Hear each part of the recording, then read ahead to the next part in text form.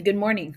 Welcome to another edition of Coffee with Tea. I'm your host, the amazing T Street.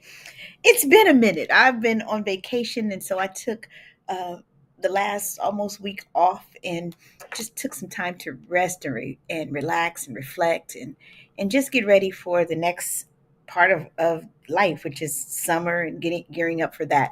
So I'm back and happy to be back. I'm doing coffee with tea with you this morning. This morning's topic: don't skip the process of being a gracious receiver.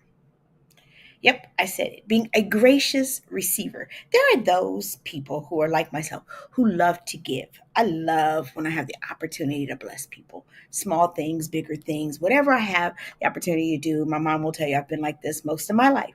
I get great joy from being able to bless other people. It's who I am.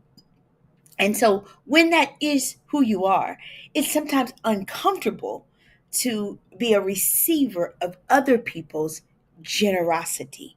It's sometimes hard to be in the receiving seat when you're used to being in the seat of the giver.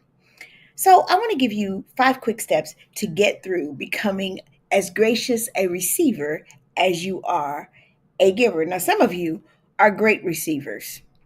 You need to learn the opposite, which is learn how to be a gracious giver. But today's message is about becoming a gracious receiver. The first thing that you should do when someone wants to bless you with a gift is acknowledge the gift first. This is beautiful. What an amazing book. Thank you so much for this great bracelet. One of my favorite gifts is a bracelet that I got for my birthday from my friend Allison, who lives in California.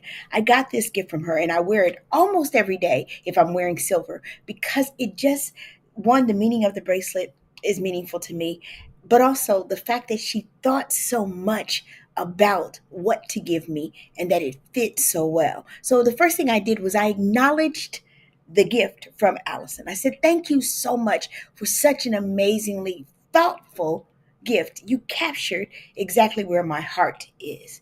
The second step: acknowledge the giver.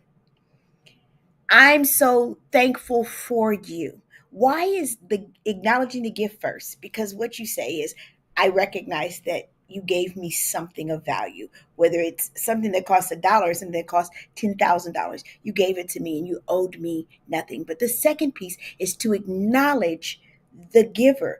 If you are a natural giver, you get blessed when you give. It makes you feel good on the inside. So to say to my friend Allison, who is a natural giver, she and I are both natural givers, to say to her, "I'm so grateful for the gift of you in my life. You owe me nothing, but you always think about me and you always find ways to give me some of what I put out, you give back."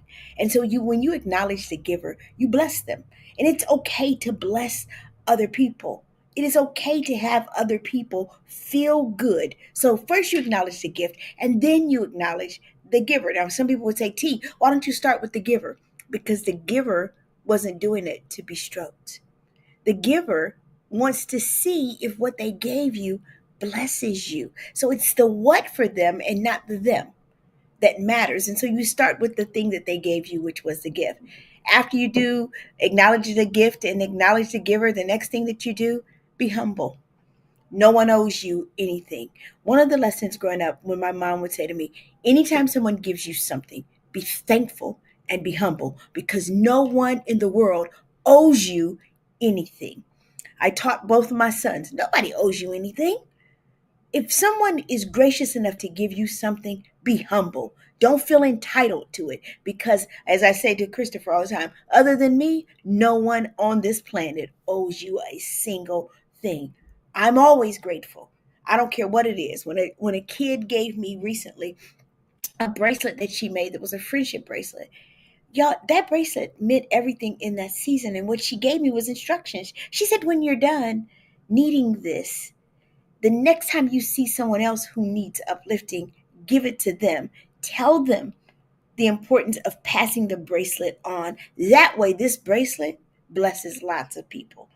Man, that thing humbled me in ways that you will never know, because in that season, that simple little bracelet made me know that God saw me when I needed him to see me. The kid didn't know that, but God, when he inspired her to give it to me, knew that.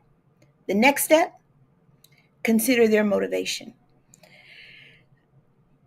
Ask yourself, even if it's something that you don't want, man, that sure was kind of them. Even if the gift is not something, and I don't, it doesn't always have to be a material gift.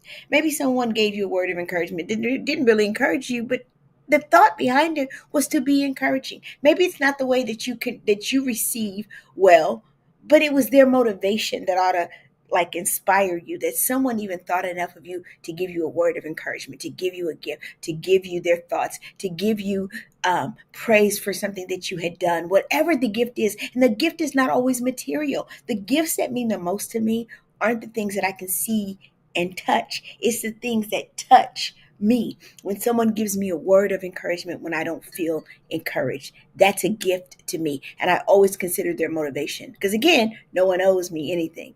And if you don't know how to be a gracious receiver, watch other people who receive gifts, gifts of affirmation, gifts of thoughtfulness, gifts of materialism, whatever the gifts are. If you don't know how to be a gracious receiver, watch other people and follow their lead.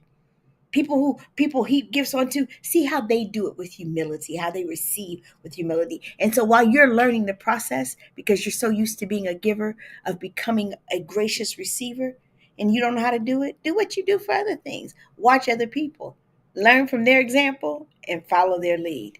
You know what? I'm the amazing T Street, but can I just really be honest with you? Good morning, Barb.